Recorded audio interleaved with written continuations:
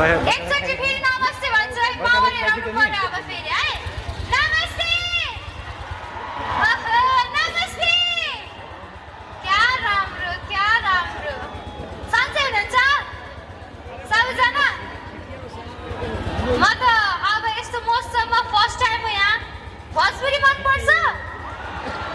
कितना के मन परेला भोजपुरी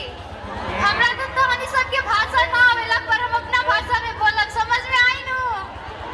आवेला भोजपुरी समझ आवेला अच्छा भोजपुरी से प्यार करे नी नहीं को नेपाली और नेपाली से ना नेपाल में होके नेपाली से प्यार ना करे नी आगे लग जाए कहानी के देह में जा लगे प्यार करे चाहिए जे हो सफल नेपाल अपना ला हीरो बा आखिर में प्रीति पासवान ही है नेपाल से आगे बढ़त बानु है कि नहीं हो कि होइन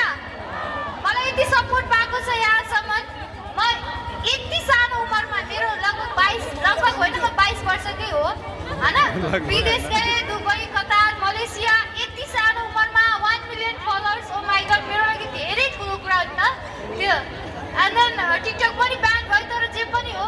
मलाई अहिलेसम्म धेरै जना माया गर्नुहुन्छ र मेरो एकदमै राम्रो मित्र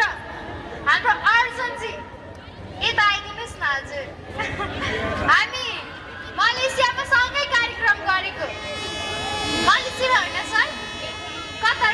कतारमा हामी सँगै कार्यक्रम गरेको थियो अनि उहाँसँग एकदमै हाम्रो राम्रो थियो तर अलिअलि के गर्ने अब अर्जुनजी पनि मलाई मन पराउनुहुन्थ्यो म पनि मन पराउँथेँ तर लभ परेन कि गाइस दुःखको कुरा यही भएन अर्जुनजी तर हो कि होइन म सिङ्गल हो साँच्ची गाइस भन्छ भने आई लभ यु भन्नु आज ट्रु भन्छु म एकचोटि आई लभ यु भन्नु पर्यो है त्यसो भए ल 1 2 3 I love you I love you ल फ्लाइङ किस है